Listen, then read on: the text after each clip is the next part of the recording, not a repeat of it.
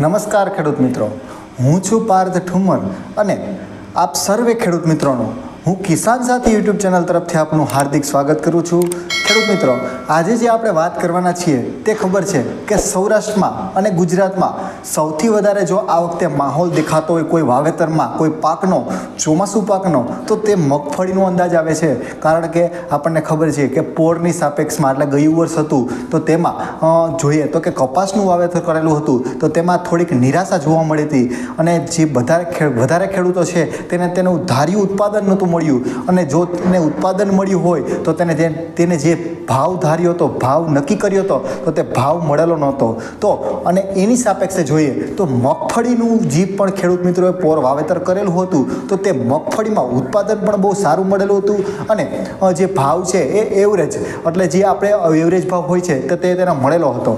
અને તેમાં પણ વાત કરું તો કે જે એક બે વેરાયટી એવી છે મગફળીની કે ગિરનાર 4 અને ગિરનાર 5 જે પણ ખેડૂત મિત્રોએ ગયા વર્ષે વાવેલું હતું તો તેને તો બહુ સારો ભાવ અને તેને ઘરે બેઠા તે બિયારણ છે તે બીજા ખેડૂતો જે છે આ વર્ષે વાવવાના છે તે ઘરે બેઠા બિયારણ છે તે લઈ ગયા હતા અને તેને ખૂબ સારો એવો ભાવ મળેલો હતો। ઘણા ખેડૂતોને ખબર છે કે તે મગફળી છે તે ઘરે બેઠા 2000થી લઈને 2500 સુધીના જે ભાવ છે તો તે ઘરે બેઠા છે તે ખેડૂતોને વેચવા પણ જાવી નથી પડી અને ઘરેથી આ બિયારણ વેચાઈ ગયું છે। અને ઉતારો જોઈએ, ઉતારાની દ્રષ્ટિએ જોઈએ તો કે આ મેક્સિમમ છે એ સરેરાશ ગણું તો ગયા વર્ષે એ 40 મણથી લઈને 50 મણ છે એ જનરલી બધા ખેડૂતોને આવી રીતના બબે ખાંડી જેટલું મગફળી છે એ વધારે પડતી બધાને થઈ ગઈ હતી। તો એ સાપેક્ષમાં વાત કરું તો આ વર્ષે આપણે જોઈએ તો આ વર્ષનો માહોલ જોઈએ તો ઘણા આપણે વેધર ફોરકાસ્ટિંગવાળા છે તો તે પણ આગાહી આપે છે કે આ વર્ષનું ચોમાસું છે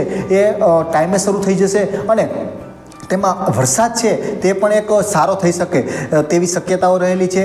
અને તેની સાપેક્ષમાં જોઈએ તો કે મગફળીનું બિયારણ છે એ એક આપણને ખબર છે કે બીજા કોઈ પણ પાક હોય તેની સાપેક્ષમાં મગફળીનું બિયારણ છે એ ખૂબ થોડુંક આપણે જોઈએ તો મોંઘું ગણાય છે અને તો જેમ મોંઘું છે તો તેની કાળજી પણ આપણે તેટલી જ લેવાની હોય છે।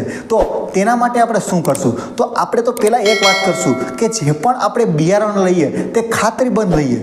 કારણ કે આપણને ખબર છે કે આપણા ગઢિયા કહેતા કે બિયારણમાં છેતરાવ તો વાંધો નહીં, કારણ કે બિયારણ જો આપણું સારું હશે તો આપણો પાક છે એ છેલ્લે સુધી આપણને ઉત્પાદન પણ સારું દેશે। પણ જો બિયારણમાં જો તમારે ગમે નબળું બિયારણ આવી ગયું અથવા તો કોઈ પણ ભેળસેળવાળું બિયારણ આવી ગયું તો આપણો જે મગફળીનું આપણે જ્યારે પણ આપણે તેની માનો કે પાણી વાળતા હોય અથવા તો દવા છાંટતા હોય પણ ત્યારે આપણને અંદરથી એટલી ઈચ્છા ન થાય કે આપણે આ બિયારણ ભેળસેળવાળું આવી ગયું છે। તો જે પણ આપણે બિયારણ લઈએ તે ચોક્કસ ખાતરીબંધ હોય તો તેવું બિયારણ લઈએ। અને હવે હું બીજી એક વાત કરું કે ખેડૂત મિત્રો, અત્યારે આપણને ખબર છે આ માહોલમાં અલગ અલગ વેરાયટીઓનો ખેડૂતો પસંદ કરતા હોય છે।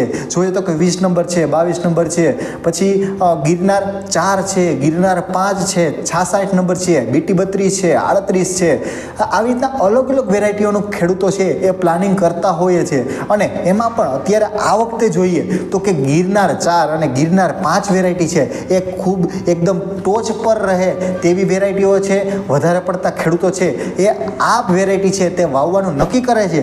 તેનું પાછળનું કારણ એ કહે છે કે તેમાં ભાવ પણ સારો મળે છે અને ઉત્પાદનની દ્રષ્ટિએ જોઈએ તો કે ઉત્પાદન પણ સરેરાશ જોઈએ તો કે 30 મણથી લઈને 45 મણ 50 મણ સુધીનું ઉત્પાદન પણ મળે છે। તેવા ઘણા ખેડૂતો છે કે જે પોર આપણે ગયા વર્ષે તેને ઉત્પાદન લીધેલું છે, ખાલી વાત નથી પણ ઘણા ખેડૂતોએ 50 મણ સુધી ગિરનાર વેરાયટીમાં આ ઉત્પાદન લીધેલું છે। અને ગિરનાર એક વેરાયટી એવી છે કે રોગ પ્રતિકારક શક્તિ છે તેની સારી છે, વધારે પડતા રોગ આવે તો પણ તેમાં અસર થતી નથી, તો આ વેરાયટી એક સારી છે। હવે હું તમને વાત કરું કે આ વાત કરી મેં તમને બિયારણની, ત્યારબાદ કોઈ મહત્વનો કોઈ પ્રશ્ન હોય, માનો કે તમે મોંઘું બિયારણ લઈ લીધું પણ મોંઘા બિયારણ લીધાથી તમારો ઉત્પાદન છે એ સારું નહીં મળે, પણ તેના માટે બીજી શું કાળજી લેવી તો તેના માટે હું વાત કરું કે તેના માટે બીજી એક કાળજી લેવાની છે જે પણ આપણે બિયારણ લીધું છે તે બિયારણને આપણે એક સારી એવી માવજત આપવાની છે, બીજનો પટ આપવાનો છે।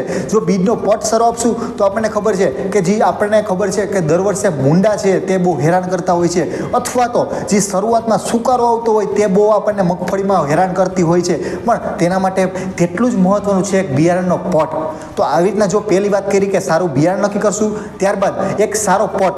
તો આપણે એક બાજુમાં જે ફોટો છે તેમાં જોઈ શકો છો એક સફાઈઓ નામની કીટ છે, જે આપણને ખબર છે કે જે આપણા મગફળીમાં મુંડા આવે છે તો તે મુંડા છે એ નહીં આવે. અને બીજી એક વાત કરું કે આપણે જે શરૂઆતમાં જે સુકારો આવે છે, આગોતરો સુકારો આવે છે, તો તેમાં પણ રાહત રહે. અને બીજો એક ફાયદો એ છે કે શરૂઆતનો જે પીરિયડ હોય છે, માનો કે 30-40 દિવસ હોય છે, જેમાં ચૂસિયા જીવાતો આવતી હોય છે, પણ તો તે મગફળીમાં ચૂસિયા જીવાતો પણ ઓછી આવશે. તો આ એક જે કીટ છે તેનો તમે વાત કરું તો મણ દીઠ 2 બોટલ દેખાય છે, એ બંને બોટલમાંથી 50-50 મિલી 50-50 મિલી એ બંનેમાંથી દવા લેવાની છે. ત્યારબાદ તેમાં 300 ml છે એ પાણી આપણે મણ દીઠ આ મિશ્રણ કરી અને આ કીટમાંથી આ જે દવા છે તે બંનેનો પટ મારવાનો છે. અને ત્યારબાદ આપણે જે પણ છાંયડાવાળી જગ્યા હોય તો ત્યાં આપણે સૂકવી દેવાનો છે. આવી રીતના જો આપણા દાણા છે એ 2-3 કલાકમાં સુકાઈ જાય, ફરીથી તેને પછી આપણે ભરી અને પછી એ વાવવાના હોય છે. તો આ રીતનું જે છે તો તે સારામાં સારી આ વખતે જ આપણને ખબર છે કે બિયારણ મોંઘું લીધું હોય તો આપણું બિયારણ ફેલ ન જાય. અને આપણું બિયારણ છે એ જેટલું આપણે 100% વાવીએ તો તેમાં 80%-90% જેટલું આપણને જે ઉગાવો આવી જાય. તો તેના માટે આ એક કીટ છે એ એક સારામાં સારી કીટ છે અને ઉત્પાદન છે એ આપણને સારું મળશે. કારણ કે જો આપણે માનો કે તમારી મગફળી ઉગી જાય અને જો આપણે પૂરા દરથી જો આપણે કદાચ તેમાં પટ નહીં આપીએ ને તો પણ આપણે જે મુંડા છે અને સુકારો છે તેનો પ્રશ્ન રહેશે. તે માટે ખેડૂત મિત્રો ખાસ કરીને ધ્યાન રાખો કે જે પણ ખેડૂત મિત્રો આ પટ મારો છો તો તે પટ ચોક્કસ જે માપ છે એ પટથી મારો, એ માપથી પટ મારો, જેથી કરીને એ પટ આપણે ચોક્કસ મારેલો હોય છે તો આપણને જે મગફળી છે તો તે ઉત્પાદન પણ સારી આપશે. અને તેમાં મુંડા અથવા તો જે અન્ય સુકારા જેવી અલગ ફૂગો આવે છે તો તેનો પણ જે ઉપદ્રવ છે એ એમાં નહીં રહે. તો એક જે પટ છે એ કદાચ મણ દાણે આપણે ગણીએ તો કે કદાચ 200 રૂપિયાનો પટ થતો હોય તો એ 200 રૂપિયા ખર્ચવા એ એક એડે જશે. પણ એમાં જ જો કદાચ એ જ મગફળીમાં જો મુંડા આવી જશે તો એ 200ની કરતાં વધારે નુકસાન છે એ વેઠવું પડશે. અથવા તો સુકારો આવશે તો માનો કે 10-20% સુકારો આવશે ને તો પણ આપણી જે મગફળી છે એ વીઘા દીઠ આપણે જોઈએ તો કે સરેરાશ આપણું ઉત્પાદન માનો કે 40 મણ આવવાનું હોય તો એ જ ઉત્પાદન ઘટીને 30 મણ અથવા તો 25 મણ સુધી આવી શકે છે.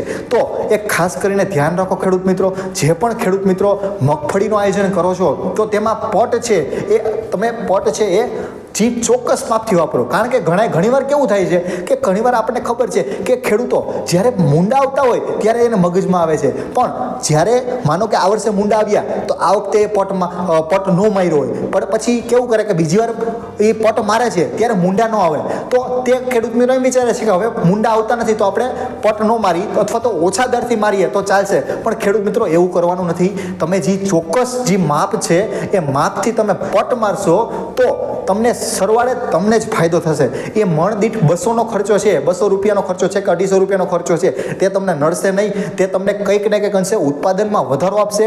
5 મણ કે 7 મણ 10 મણ જેટલો ઉતારો વધારે આવશે તો તે તમને જ ફાયદો થશે. તો ખેડૂત મિત્રો જે પણ ખેડૂત મિત્રો આવી રીતના મગફળીનું વાવેતર કરવાના છે તો તે ખાસ કરીને આવો જે પટ છે એ પટ મારશો તો તમને ઉત્પાદનમાં પણ સારું રહેશે. હવે ખેડૂત મિત્રો આ મેં તમને માહિતી આપી, જો તમને ઉપયોગી બની હોય તો બીજા ખેડૂત મિત્રો છે તેને પણ તમે શેર કરો, કારણ કે તેને પણ ફાયદો થવો જોઈએ. જો આપણે એક ખેડૂત બીજા ખેડૂતનો આપણે રાખશે તો જ આપણે દેશનો ખેડૂત છે એ સદ્ધર થશે અને કંઈક 2 પૈસા વધારે કમાશે. તો ખેડૂત મિત્રો આ વિડીયો છે એ ખૂબ ઉપયોગી બનશે ખેડૂત મિત્રોને. તો બીજા ખેડૂત મિત્રો છે તેને પણ શેર કરો. અને જો આ વિડીયો પર વધારે માહિતીની જરૂર હોય તો નીચે હેલ્પલાઇન નંબર લખેલો છે, તો હેલ્પલાઇન નંબર પર તમે કોન્ટેક્ટ કરી શકો છો. અને અહીંથી હું તમને તમે કોઈ પણ પ્રશ્ન પૂછો તો તેનો હું જવાબ આપી શકું છું, અથવા તો કોઈ પણ બીજો પ્રશ્ન હોય તો નીચે કોમેન્ટ સેક્શનમાં પણ તમે લખી શકો છો. ખેડૂત મિત્રો આવી વધારે ને વધારે માહિતી જાણવા માટે જે કિસાન સાથી મારી યુટ્યુબ ચેનલ છે તેને સબસ્ક્રાઇબ કરો, જેથી કરીને આવા તમામ પાકમાં આવતા વિડીયો છે તે તમારા સુધી વહેલા પહોંચે. અને હવે આ તો આપણે વિડીયોની શરૂઆત થઈ, આ સિઝનની શરૂઆત છે. આવા અલગ અલગ પાકમાં હું વિડીયો છે તે તમારા સુધી પહોંચાડતો રહીશ. તો ખેડૂત મિત્રો કિસાન સાથી તરફથી આપનો ખૂબ ખૂબ આભાર.